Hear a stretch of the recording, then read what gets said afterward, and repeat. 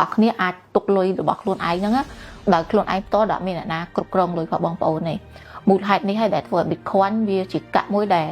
ជោគជ័យខ្លាំងបំផុតតាំងពីមកកាក់តែប្រហែលសេនរហូតមកដល់ឥឡូវនេះតម្លៃទីផ្សារបច្ចុប្បន្នគឺ $90000 ជាងដុល្លារមូលហេតុអីបានជាកាក់នឹងវាឡើងថ្លៃដល់ថ្នាក់ហ្នឹងគឺដោយសារតែវាជាតម្រូវការរបស់ពិភពលោកទាំងមូលហើយត្រូវបានក្រុមហ៊ុនធំៗជាច្រើនជាពិសេសអ្នកដែលគាត់មានលុយច្រើនមែនតើគឺគាត់ដាក់វិនិយោគចូលទៅក្នុងកាក់ហ្នឹងដោយសារអីវាជួយការពារលុយរបស់គាត់បើមិនបងប្អូនដាក់លុយនៅធនាគារគឺវាមានការគ្រប់គ្រងដែលអ្នកដែលគេមានលុយច្រើនគេអត់ចង់បានអាហ្នឹងឯងគេចង់បានថាស្អីឲ្យជាផុសគេខ្លួនឯងដែលគេអាចគ្រប់គ្រងខ្លួនឯងបានអញ្ចឹងកន្លែងហ្នឹងធ្វើឲ្យកាក់ Bitcoin វាឡើងតម្លៃខ្ពស់ហើយត្រូវបានក្រុមហ៊ុនជាច្រើនហ្នឹងជាពិសេសអ្នកមានលុយច្រើនគេវិនិយោគចូលទៅវាហើយនៅពេលអនាគតគឺត្រូវបានប៉ាន់ប្រមាណថាកាក់ Bitcoin នឹងអាចឡើងរហូតដល់ក្នុងមួយកាក់$1 លានហើយវាអាចវានឹង possible បងប្អូនដោយសារអីបានប្រជាជនកាន់តែច្រើនតម្រូវការបាញ់លុយកាន់តែច្រើនឥឡូវនេះអ្នកដែលស្គាល់ Bitcoin នៅមានកម្រិតនៅឡើយទេ